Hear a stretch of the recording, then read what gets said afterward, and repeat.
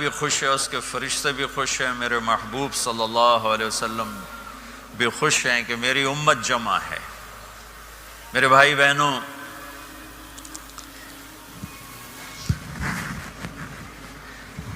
بات کرنے کے لیے پاکستان میں لوگ تھوڑے نہیں ہیں، آپ تو بہت تھوڑا سا مجمع ہے اس کے لحاظ،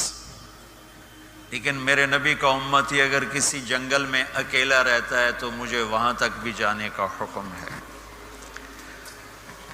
کسی صحرا میں رہتا ہے تو مجھے وہاں بھی جانے کا حکم ہے، کہ میرے نبی نے اپنے ایک ایک امتی کے لیے آنسو بہائے ہیں، ایک ایک مرد عورت کالے گورے کے لیے آنسو بہائے ہیں، اور آپ اتنا روئے ہیں کہ سارے نبیوں کے رونے سے بڑھ کر میرے نبی کا رونا ہے، سارے نبیوں کے درد سے بڑھ کر میرے نبی کا درد ہے۔ مدینے کی فضا گواہ ہے کہ اس میں آپ